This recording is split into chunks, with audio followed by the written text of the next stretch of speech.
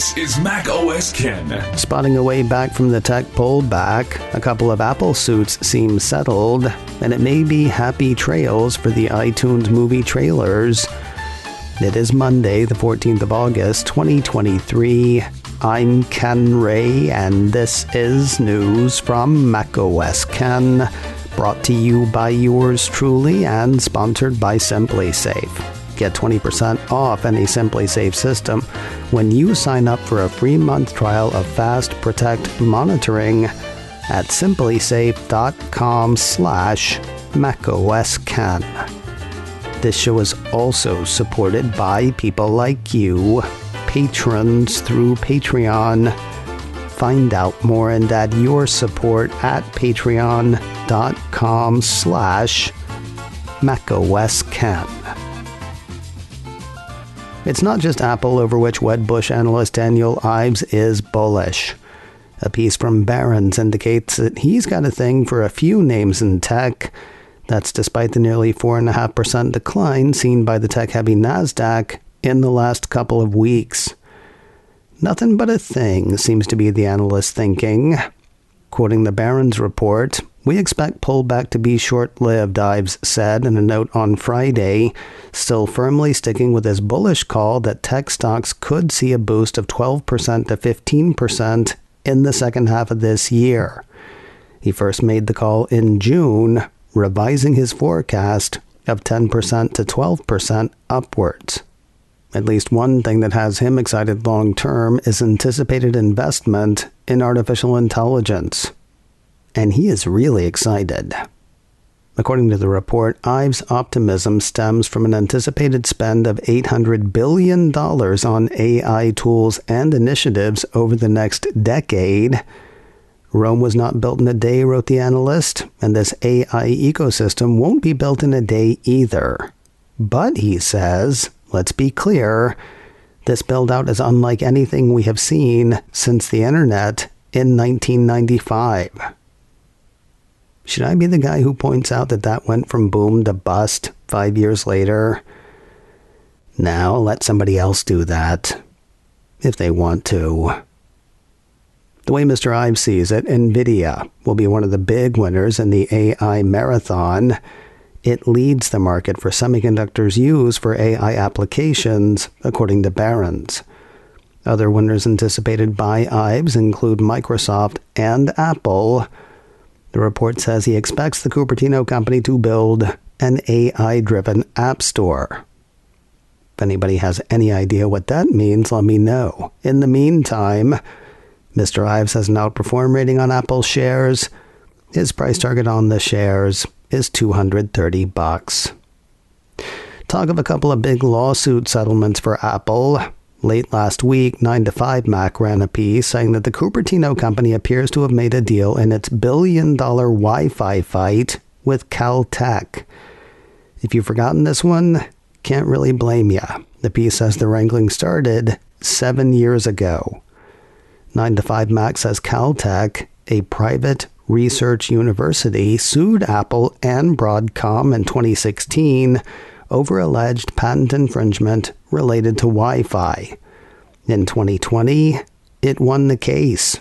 The two companies were supposed to pay Caltech $1.1 billion, the bulk of which, $838 million, was meant to come from Apple. Apple appealed that ruling. While the patent infringement filing seems to have stood, the amount was deemed a bit high. A new damages trial was set for this summer, though that was indefinitely postponed, according to the report. Whether it was postponed because of settlement talks is unclear. However, absent a new damages trial, settlement talks seem to have taken place. 9 to 5 Mac quotes a Reuters report saying the potential settlement was disclosed in a court document filed in U.S. District Court in Los Angeles without further details following a telephone conference. It was unclear if the agreement involved both Apple and Broadcom. We should know more soon. A joint status report is expected by this Friday, the 18th of August. A status conference is set for just under 1 week later, on Thursday, the 24th. news of another lawsuit settlement for Apple. This one will mean more to a lot of people, though it won't mean a lot to those people. The site SiliconValley.com says the Throttlegate case met its end this week. This one goes way the heck back. According to the lawsuit filed in 2018, the site says reports of unexplained iPhone shutdowns began to surface in 2015 and increased in the fall of 2016. Consumers complained their phones were shutting off, even though the batteries showed a charge of more than 30%, the lawsuit claimed. Apple tried fixing the issue with a software update, though that fix just kind of put Apple from the frying pan into the fire. According to the lawsuit, the update merely throttled device performance to cut the number of shutdowns, which is how we got the term Throttlegate. Looking to make the whole thing go away, Apple actually agreed to pay $500 million to affected individuals back in 2020. So how are we still talking about this? Well, 2 affected iPhone owners objected to the proposed settlement. It took until last week for their appeals to be exhausted, clearing the path for Apple to dole out the do-re-mi. If you're not sure whether you'll be grabbing some of Apple's bread, you have to have filed a claim before the first part of October 2020.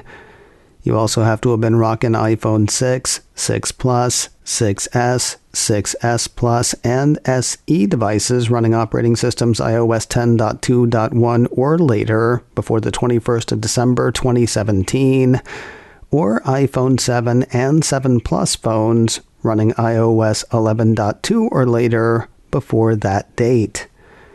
Assuming you are one of the roughly 3 million people to whom that applies, a shiny $65 will be headed your way at some point. Hence my saying this one will mean more to a lot of people, though it won't mean a lot to those people. More news in a moment, but first a word from Simply Safe, the right way to protect your home. We're about halfway through the summer season here in the States. If you're considering a trip, consider what you're leaving behind, your home, and how you plan to protect it while you're gone. Simply Safe is a great way to do that with an innovative new product, the Smart Alarm Wireless Indoor Camera. Now, if an intruder breaks into your home, Simply Safe professional monitoring agents can actually see, speak to, and deter them through a new camera, warning them that police are on the way. With advanced motion detection and vision AI, the Smart Alarm indoor camera can sense the difference between potential intruders and pets to help reduce false alarms. Now, I know I'm saying new and advanced, but no worries. You can still pick just the parts you need to keep your home safe, and installation will be just as easy for you as it was for me.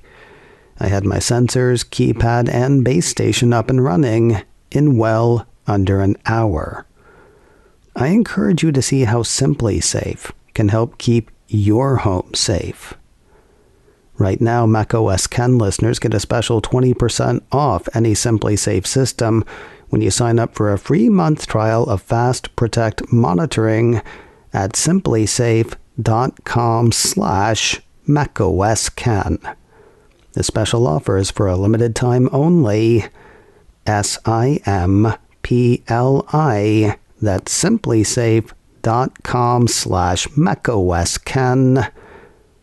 There's no safe like Simply Safe. Frog and Toad play hide and seek. Apple Insider ran a piece Saturday saying that the kids show, which hit Apple TV Plus in late April, was no longer viewable for would-be watchers in the U.S.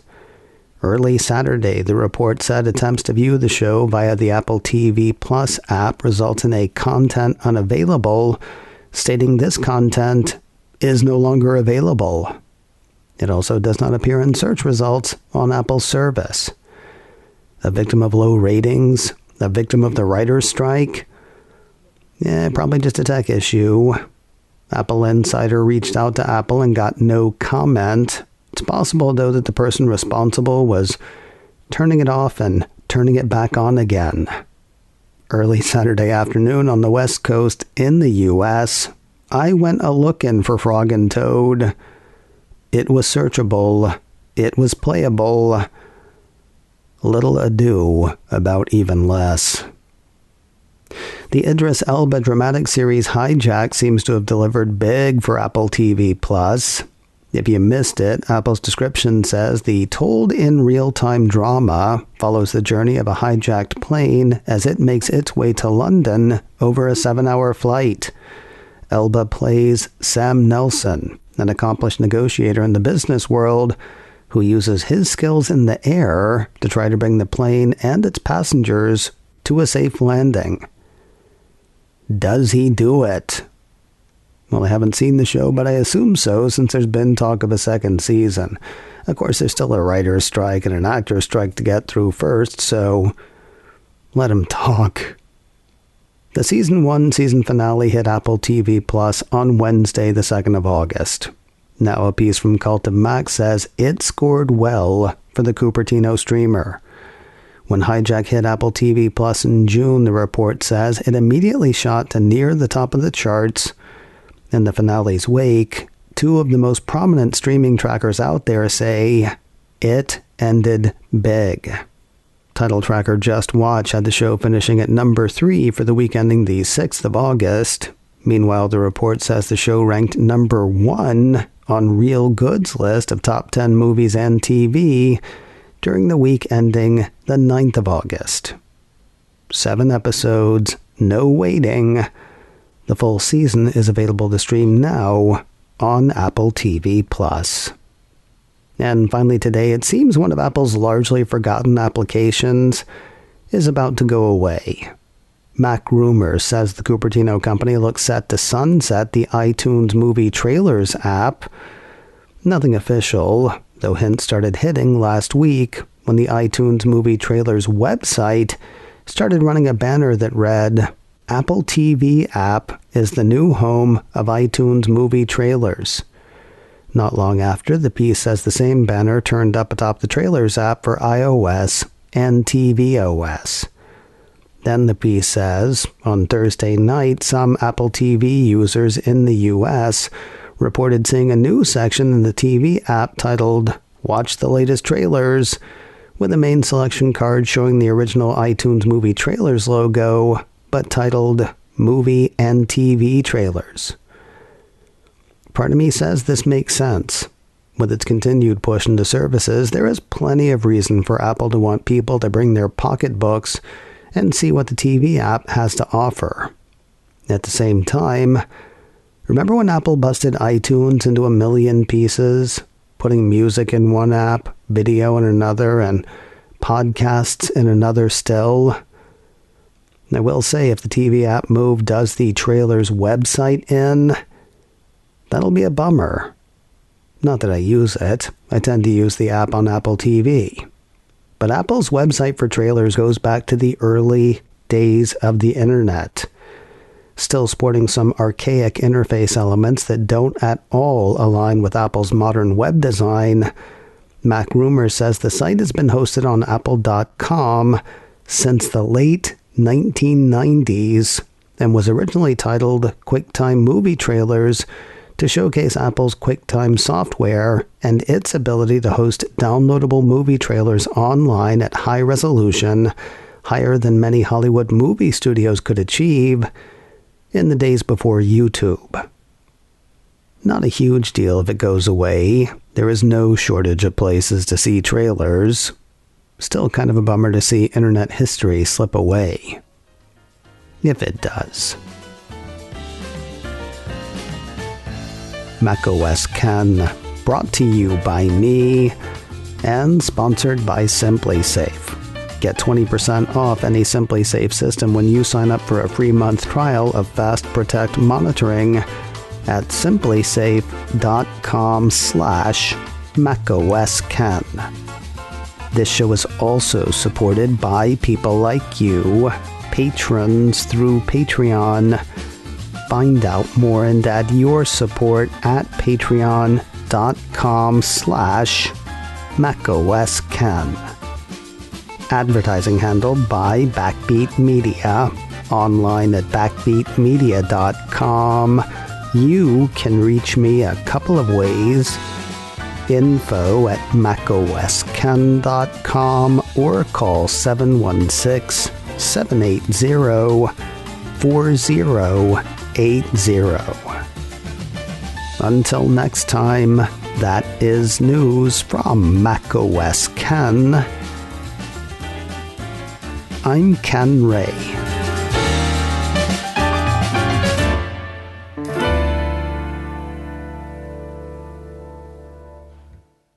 Ciao.